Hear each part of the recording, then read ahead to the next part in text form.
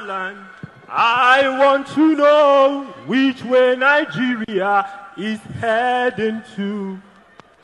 Sadness beclouds my heart to know that song Sonny Okosun sang 39 years ago is still relevant in Nigeria today more than it was in 1983.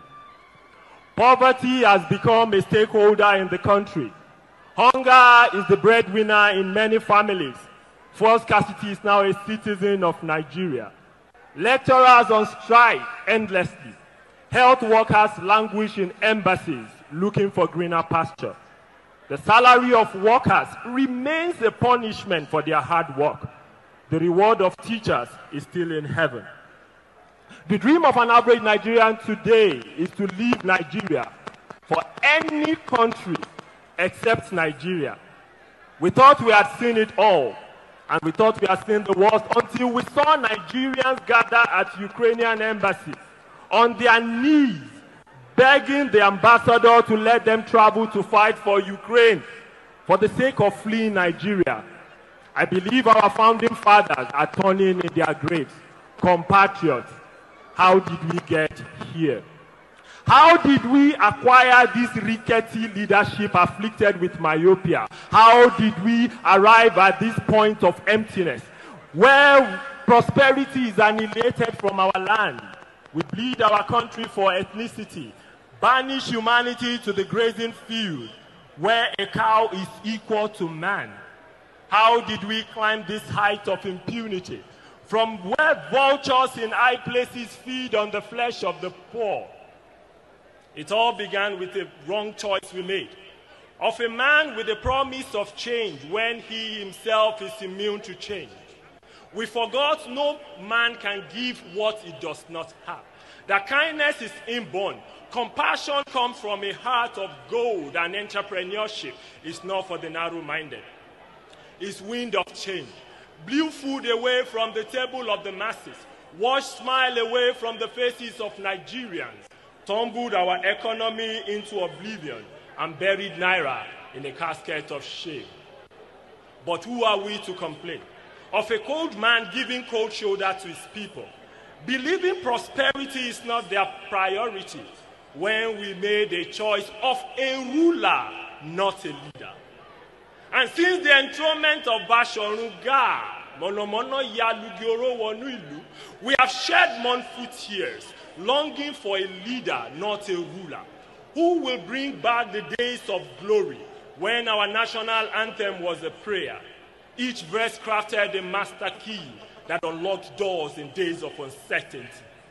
Virtue flowed in our veins, love expressed in purest ways, as blades of tribalism could not cut our unity. I long for a leader who understands that commerce and industry is all we need to raise Naira from the dead, not his hatred for foreign currency.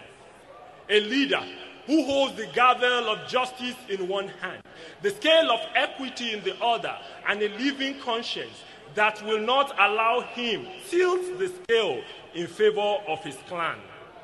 A man or a woman who will harness the potentials of youth across Nigeria and not consider their lack of opportunities as laziness. A leader who will not be blind to the suffering of the masses, the agony of the bereaved, who will hear the voice of the people as the voice of God, and not be silent at their agitation when they raise their fists in anguish, in sweat and tears to say, "End SARS, end this disease before it becomes the end of us." My sister, my brother, 2015 was a year never to be forgiven. Even as things no too balance for Nigeria, we still dey waka go forward small small. Now we carry steering give person wey no sabi road. Now everybody don lost. So find us a president to pull Nigeria out of this dungeon.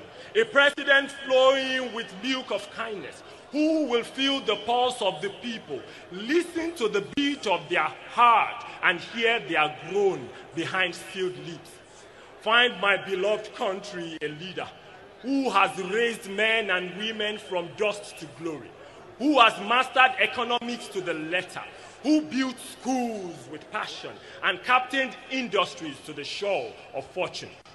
An employer of labor who understands Nigerians should not be out of job, why small businesses are key to economic development, and how equity and justice are the pathway to peace and prosperity.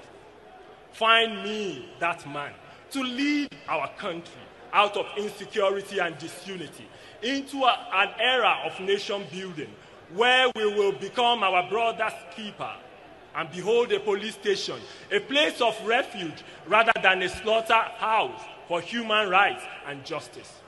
Carry my voice to the heavens and the cosmic forces behind the existence of mankind, that I do not seek a president of tribe, of region or religion, but a true Nigerian who has Nigeria encrypted in his DNA, with a sense of gratitude to see his office as a privilege to serve and a bond to hold in trust, not the one who thinks Nigerians should be grateful to him for sitting in Aso Rock. Find us a man to lead our nation away from shameful ideology that the place of a woman is in the kitchen or some other room her voice will not be heard. Find a man that gives wings to women to fly with their dreams, so we do not raise daughters whose vision in life is to become wives, and sons who believe women do not stand in high places or sit at the round table of leadership. Find a compassionate leader without bitterness on his tongue. A message of doom must not be heard from the mouth of he who makes sacrifices to the gods. So we need a leader who will not be caught thinking the language a region understands is that of guns and bullets, and his ethnic group cannot be equal to others on the round table of decision. Kindreds from far and wide, lift your heart to the God of hope. Let there be light across the land, for the bridge we build today is stronger than politics. The choice of this day may determine the fate of mothers whose sons are sent to war, perhaps never to return. Fathers whose daughters have been missing for countless days in the den of Boko Haram and bandits. Yonzu, Sauri, tell it in haste, from Ado-Ekiti to Oka, from Buni Yadi to Brass, Calabar to Chibok, from Daura to other places where poverty is ripping our dignity apart. Let it be told that the time is up, reading our story written by men of ethnicity and hardship. The time has come to put Nigeria first and choose a Nigerian to lead Nigerians who will rebuild Nigeria into a country void of boundary, bigotry, tribal rivalry, a nation where the knot of brotherhood is firmly tied across land and sea through unity of purpose of a people who see through clear waters of one identity. May it be so that the decision you make today will make a way for Nigeria to breathe again, for our land to be fruitful one more time. One name, Ahame Funa. May my name not be lost. One mama, Funa. May your name not be lost. When our children's children will hear of this moment in history, that women gathered to turn ashes to beauty, men united to turn misfortune to good fortune, a moment Nigerians demonstrated willpower to choose a Nigerian to be president of Nigeria, whose vision will cater for generation unborn. When a man says yes, his God will say yes. Let us say yes and rewrite our story from a new beginning.